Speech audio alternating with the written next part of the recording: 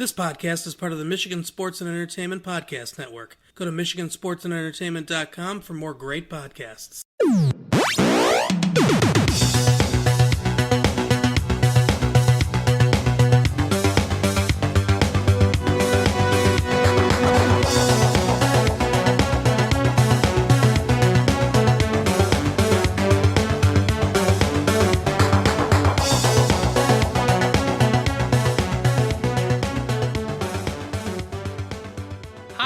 Welcome to a special edition of the Super Media Bros podcast. I'm MdntAgntRAW. This week, I had a chance to sit down with cult film actress Lisa London. We got to go over some of her career from the early 80s on through the 90s and so on and so forth up until today. She's had very, very many roles throughout her entire career and has even dabbled a little bit in the music industry. I could sit here and tell you her entire story, or I could just let our interview speak for itself. She was very gracious, and I really enjoyed talking to her. Hope you guys enjoy. I'm MdntAgntRAW, and I'm sitting here with actress Lisa London. We're going to go over some stuff throughout her career, and hope you enjoy it. How you doing today, Lisa? I'm fabulous. How are you? I'm great. I wanted to get a little bit of background on your early career before we get into a lot of your more recent stuff. I want to say your first film was the 1978 H.O.T.S, where you played the character of O'Hara. How did that come about? I did. It was actually 1979. 79? Oh, wow. So yes, I was 1979. And it was my absolute first starring role and my second audition ever. So I came out of the gate ready to race and win. It was a combination of a lot of amazing, crazy, wonderful things. I was actually dating someone super famous whose agent was basically hoping I would just get discouraged because I was really young and he was older. And so he sent me on the audition for H.O.T.S, and every starlet in this town was up for it because it was being touted as the next Animal House only female version.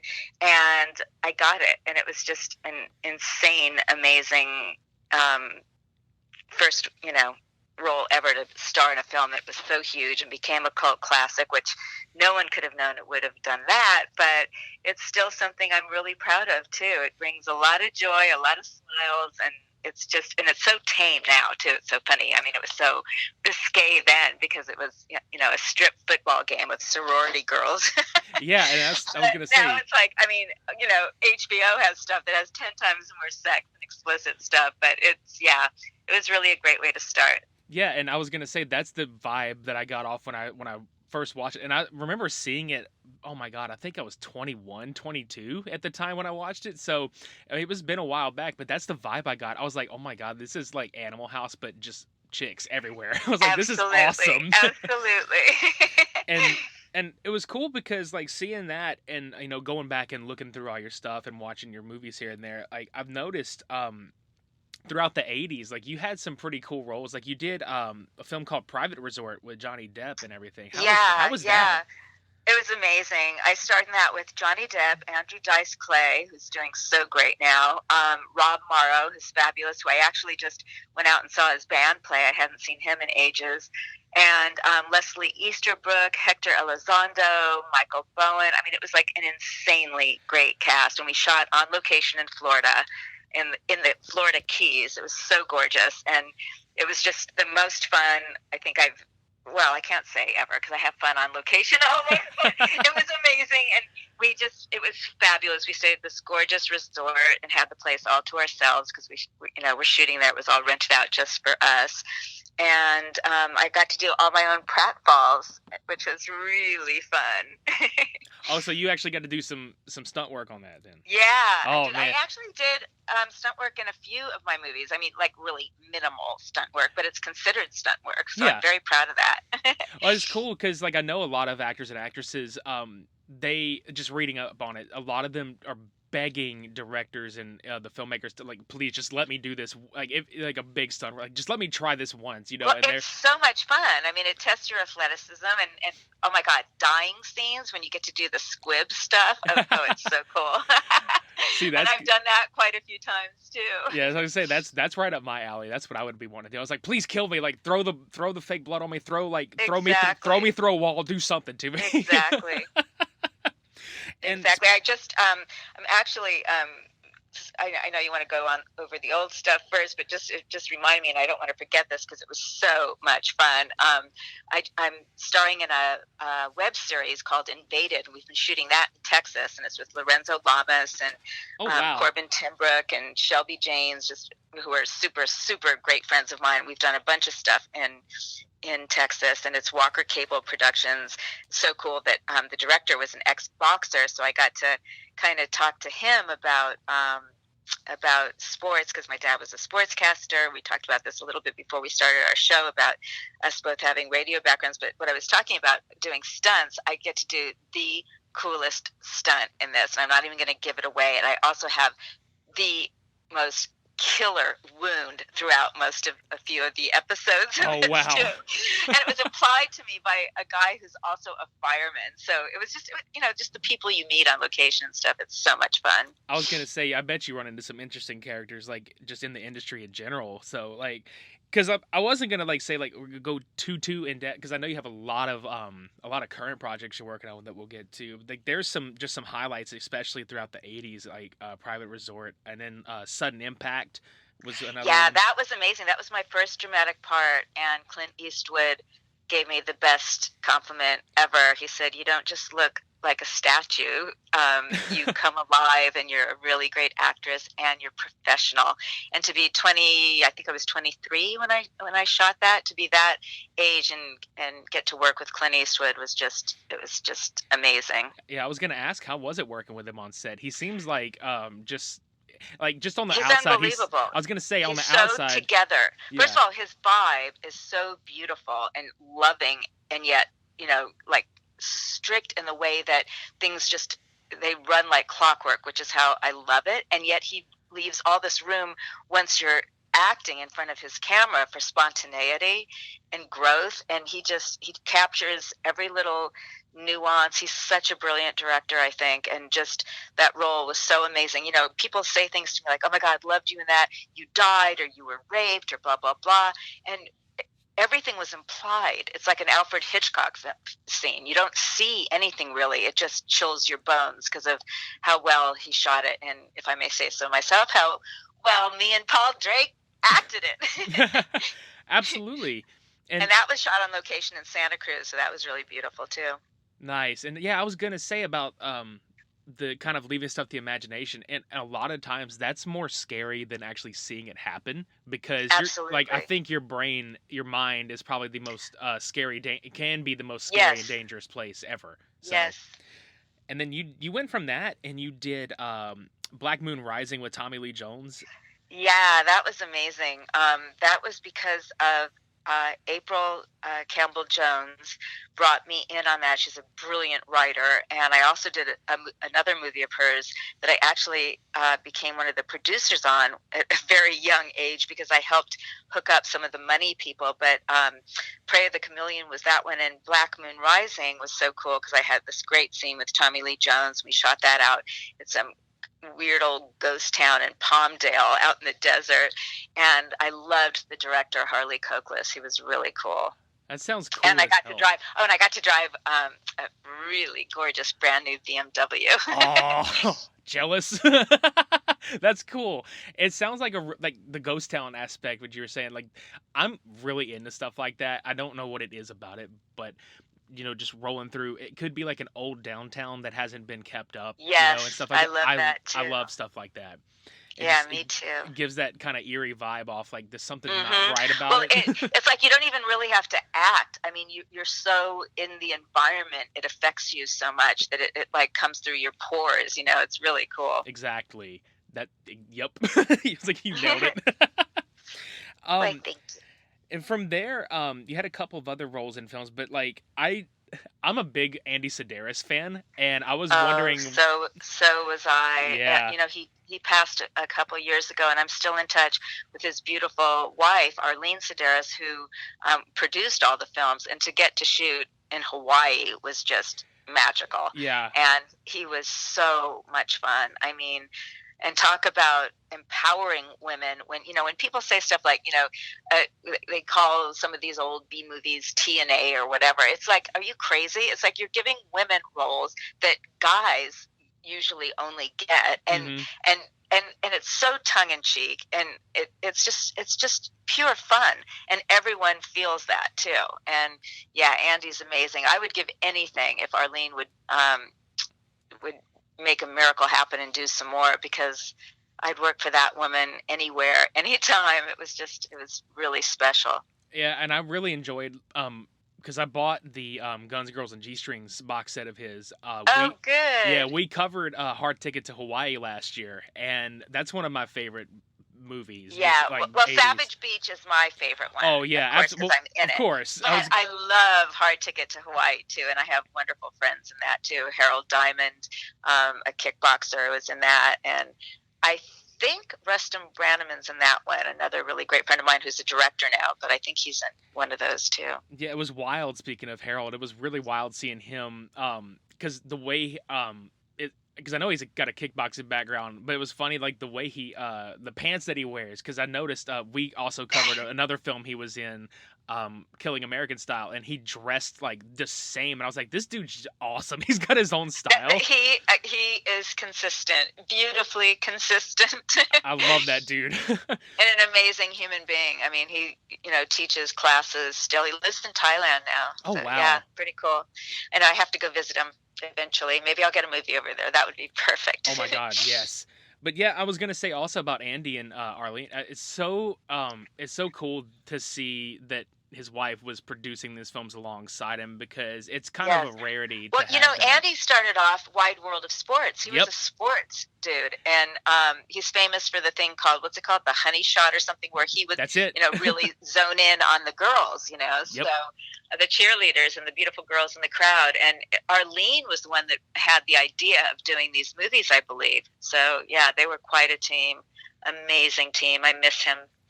And I was gonna get into Savage Beach actually, because I just Cody had just seen these for the first time. My co-host had just seen these for the first time this past week, and I loved Savage Beach. How was it? I did too. How was it on set? Because I know, like you said, Andy liked to shoot on location a lot, and Hawaii obviously was, Well, it was no monkey business as far as getting everything he needed. I mean, everyone was super professional because he shoots really fast, and he was just fabulous, and he yelled a lot, and I of course loved that.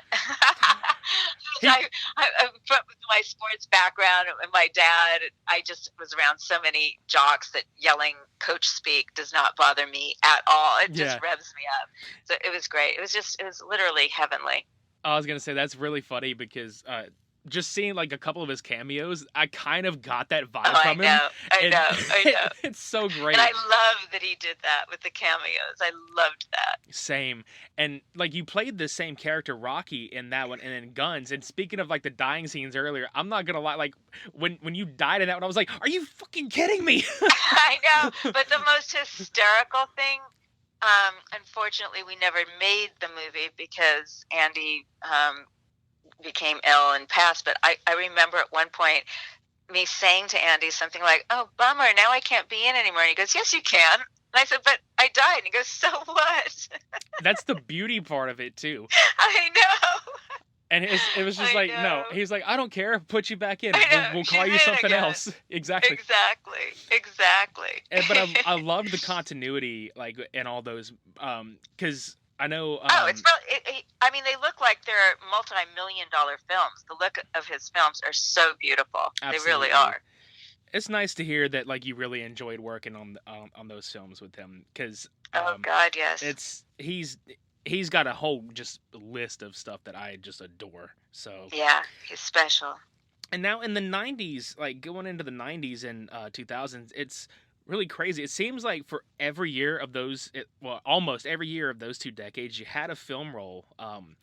Do you find it like difficult to constantly get stuff? Are you constantly like auditioning, or do you have people that are coming and offering I have never been, because I'm not a brunette, I'm not a blonde, I'm a redhead, and I have never been, the flavor of the month kind of thing, or the typical girl when they say they want pretty or they want hot or they want this or that. I've never auditioned a lot, not for commercials and not for film or TV ever in my entire career. I have been so blessed by people at the very top noticing me and seeing me in things, and often calling me directly or calling my agents directly to get me.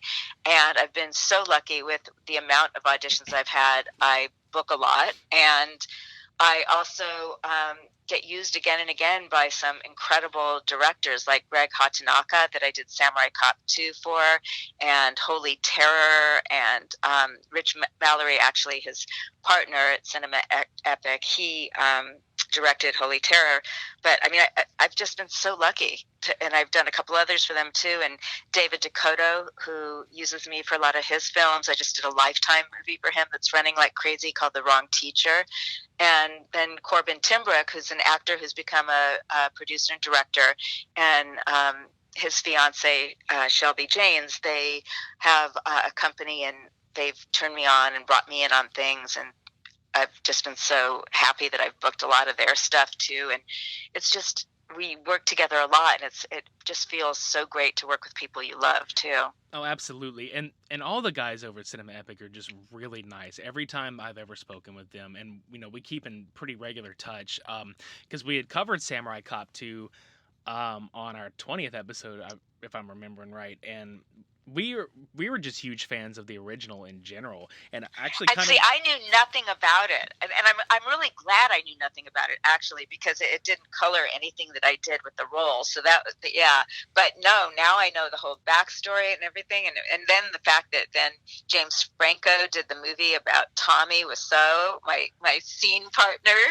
in one of the best scenes, if I may say so myself, in the movie, that had us all cracking up. He was so wonderful and hilarious in it, and I was like embalmed at that point. I was this big crime lord, so I couldn't move because supposedly I'm dead, but see, you don't really know if I'm dead, do you, for Samurai Cop 3?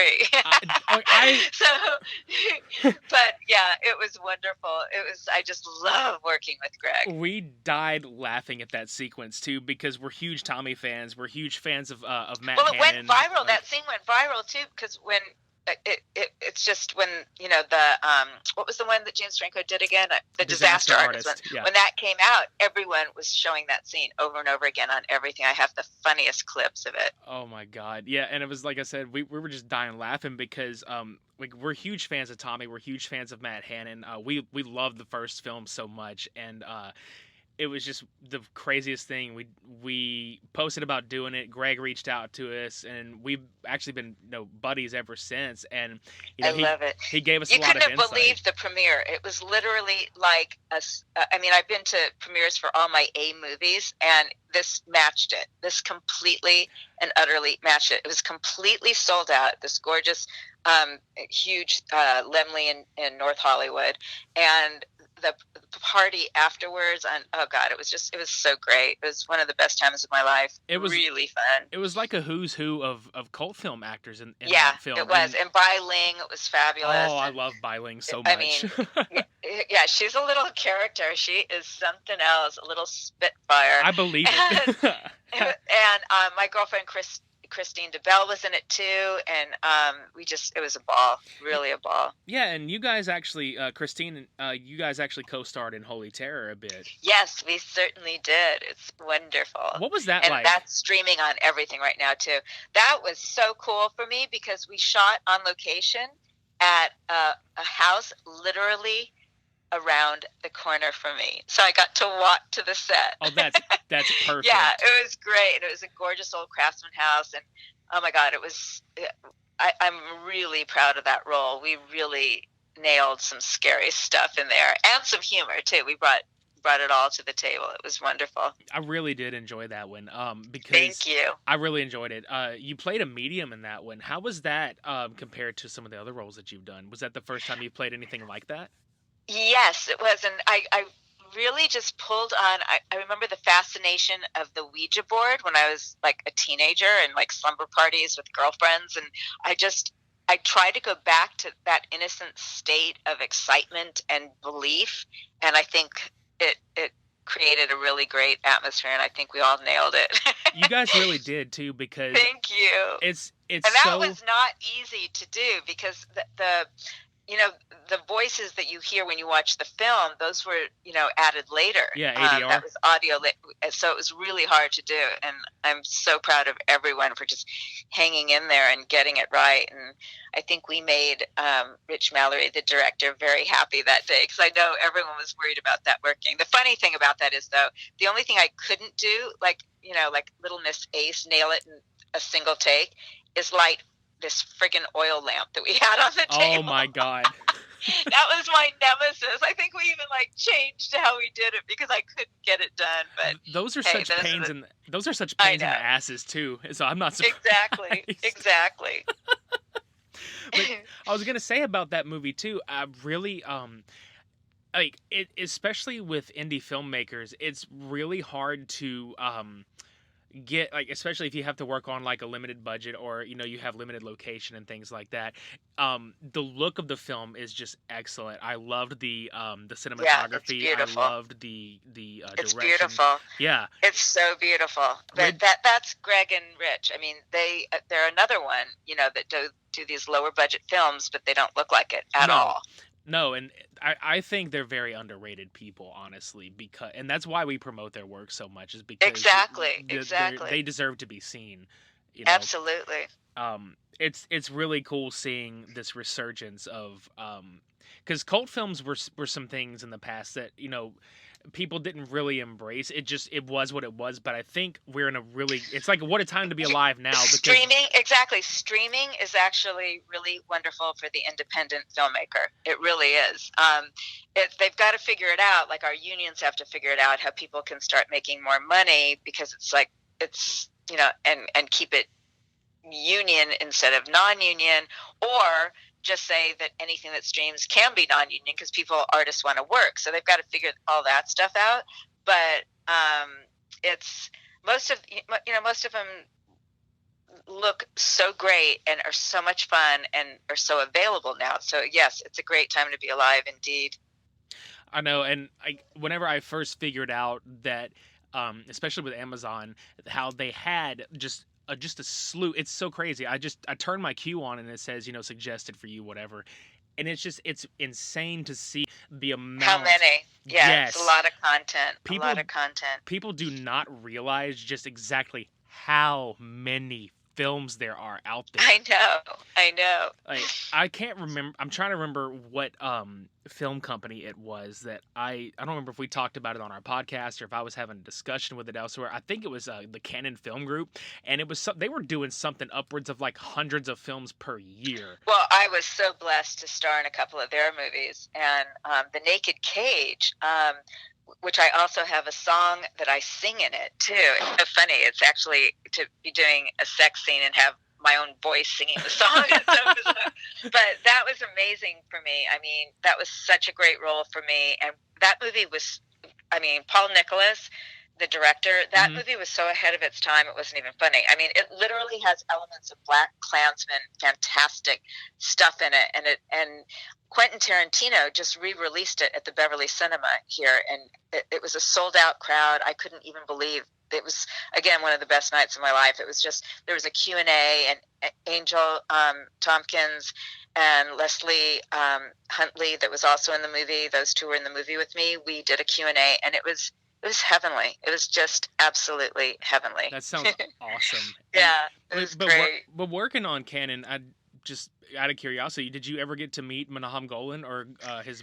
Oh yes, I met them many times. They sound like such characters. And their parties were the greatest parties ever. I mean, it would be like every superstar in town and every gorgeous girl and every gorgeous young guy would be there always. I mean, and there would be hundreds of people, and we went to millions of them.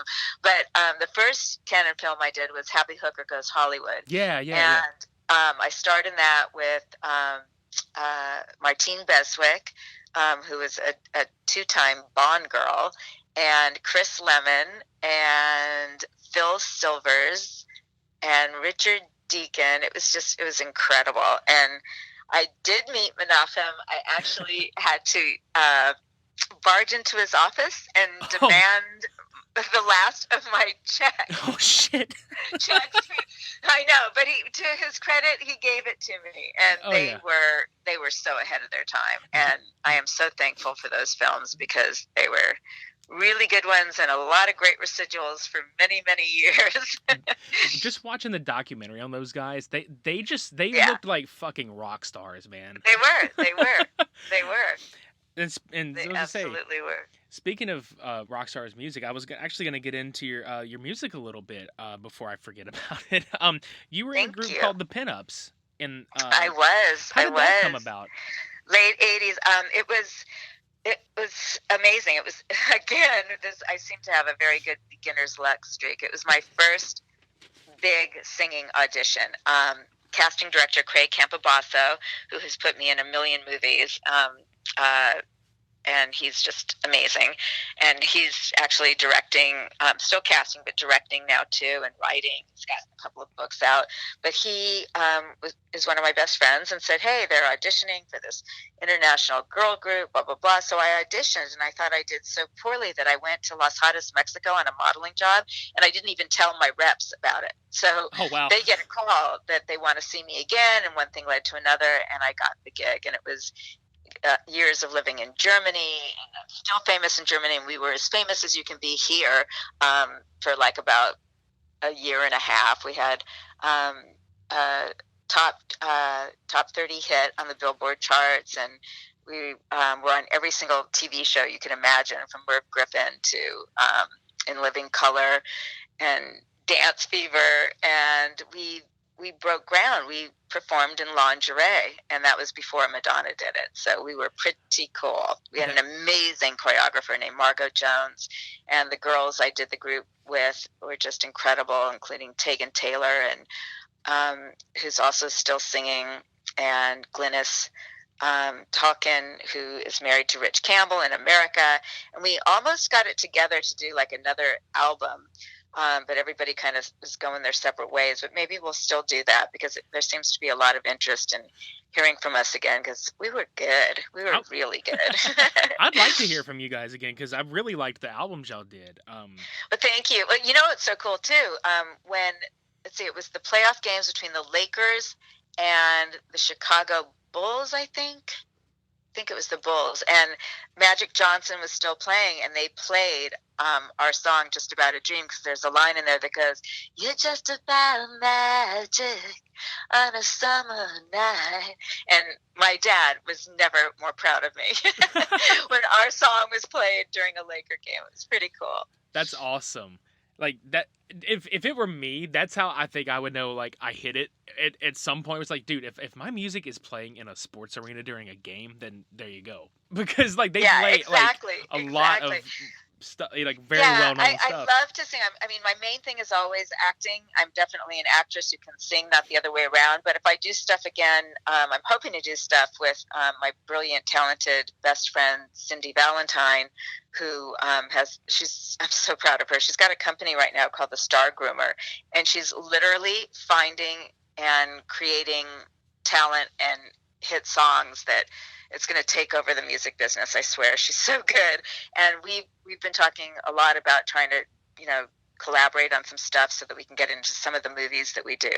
Oh, that'd be awesome if you could like parlay that into being like, okay, well, we do film score, we do this stuff like that. Exactly. That's and she's amazing. A brilliant scorer too. So yeah, we're going to try to do that. That's another thing that I like to, look at in films. Like I feel like sometimes films are good on their own, but they may not be as good without the score that's behind them. Oh God, music's so important to me. It's like such a huge, I always say, if everyone were forced to travel and go to concerts, there'd be no war, no hatred, no violence. Just because we realize how alike we are, and music is just magic. That's magic. That's the life. And like, I'm a musician myself, so like that would be just another, oh, cool. That'd be just another dream, like within itself, so like played drums for probably almost my entire life. I've probably played drums for 26 years, guitar, all that stuff. Yeah, and so I get it. Like that's on a whole different level, because it's like, you know, you do movies, I, you know, do this, but music is just like such a release. Nothing like it. Nothing like it. So you've done some television work as well as movies. What were some of your favorites to do? Well, getting to do Law and Order SVU was amazing because they don't use very many Los Angeles actors, number one.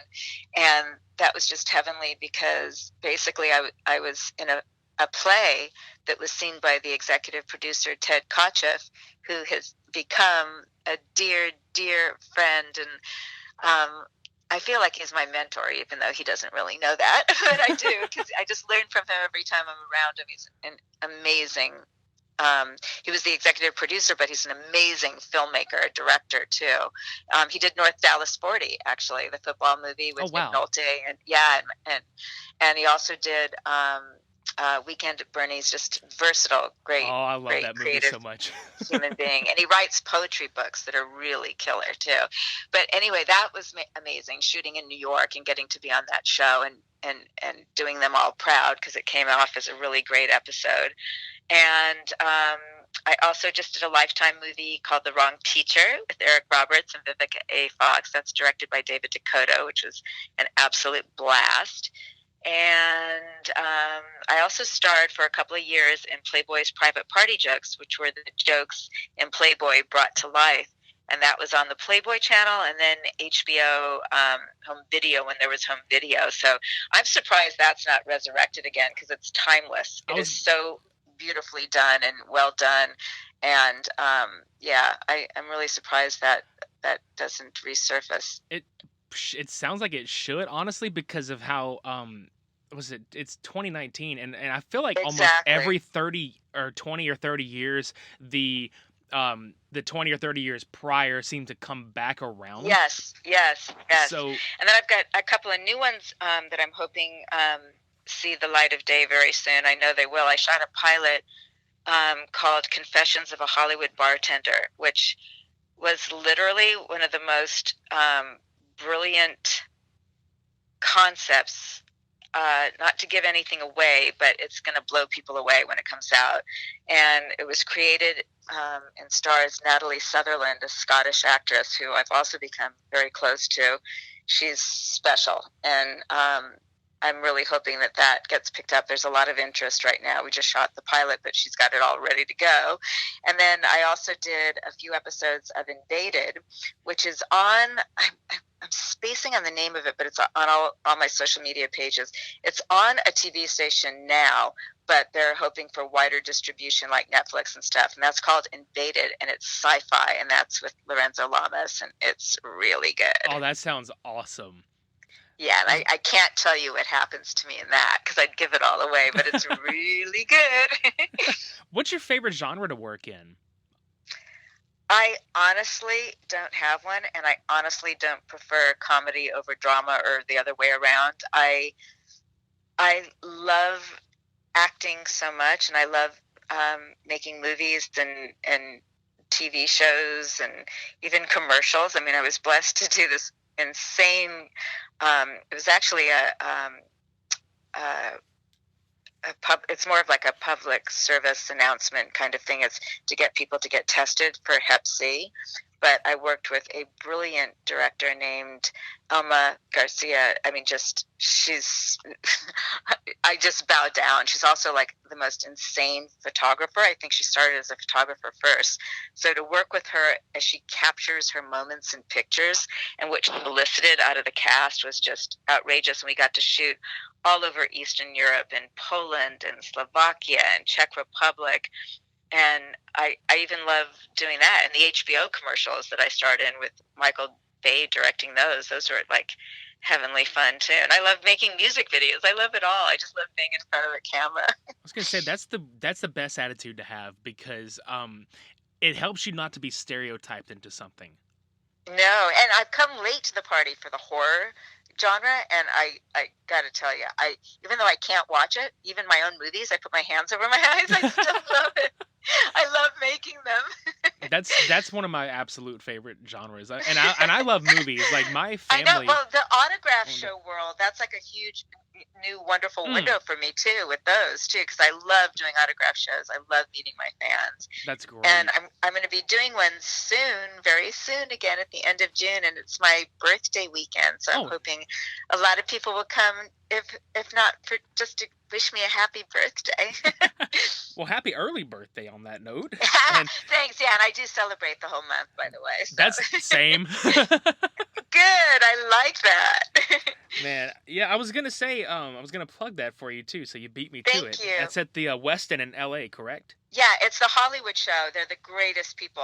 They also do one in Chicago. I did that a few years ago, and they're going to be doing one hopefully in Las Vegas. I cannot wait for that. But that'd be cool. I'm doing the one out by LAX June 28th and 29th, and if you just go to my social media pages, closer to the date, you'll get all the exact times and all that stuff and info.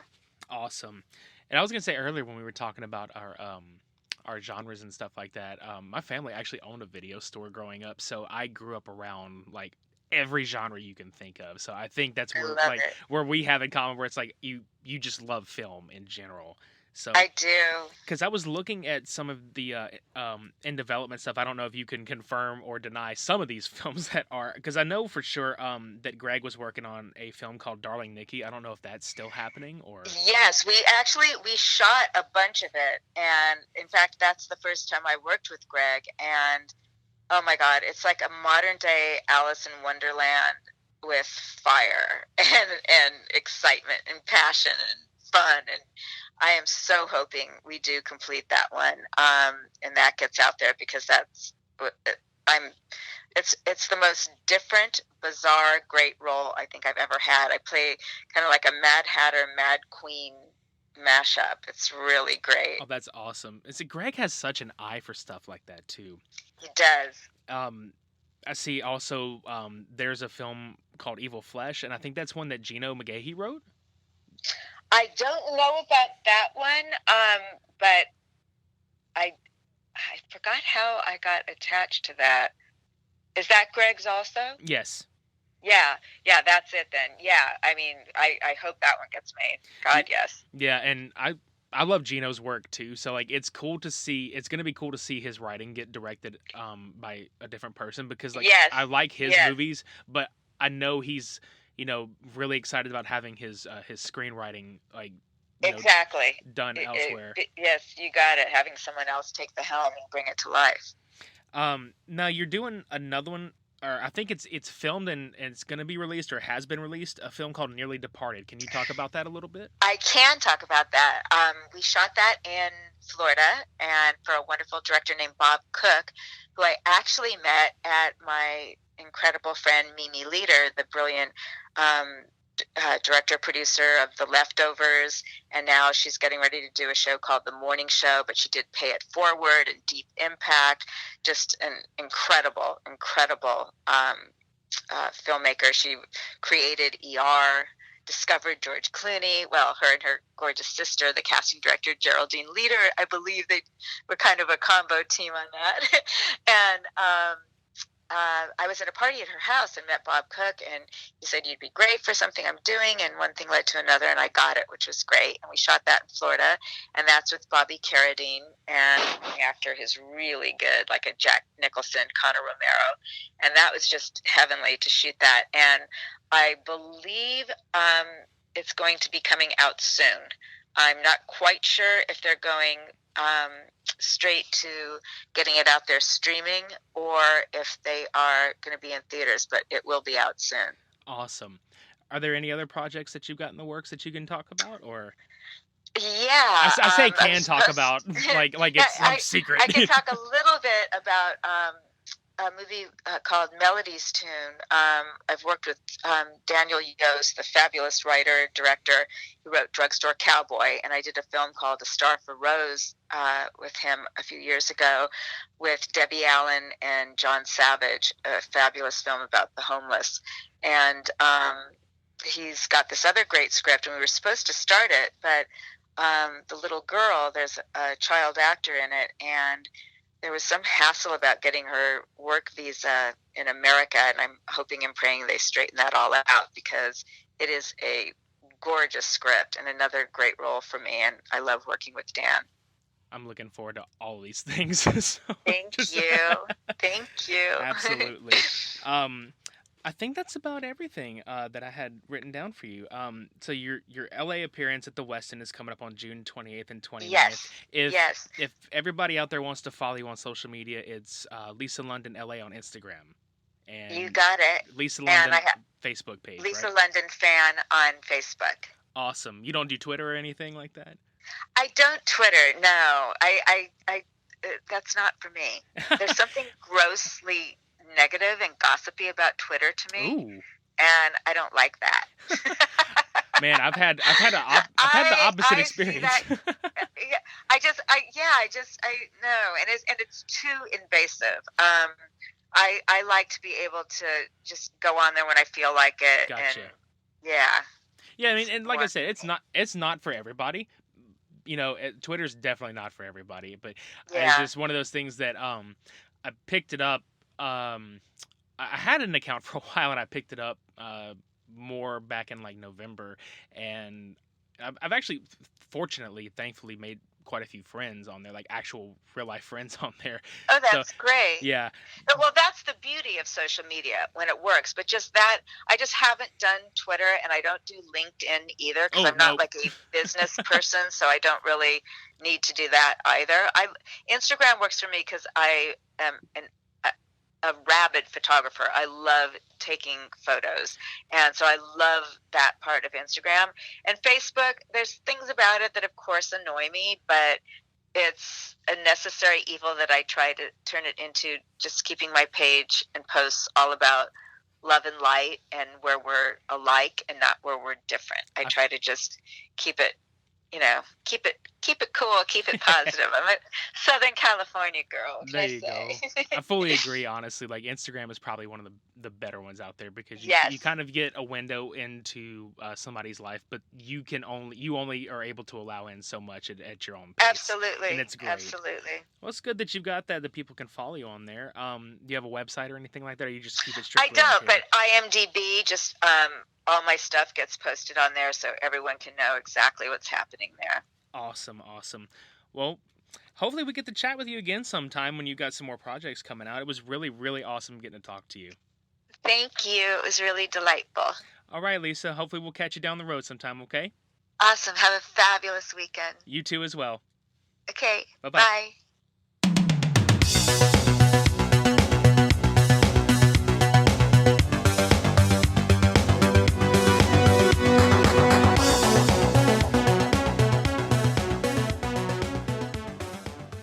Hope you guys enjoyed that interview. If you want to catch Lisa in the LA area, we'll put her appearances on June 28th and 29th in the show notes below. Also, we'll put her social media in the show notes so you can follow her on Instagram and Facebook. If you want to follow us on Facebook, Instagram, and Twitter, it's Super Media Bros on Facebook, it's Super Media Bros _ on Twitter, and Super Media Bros Podcast on Instagram, of course.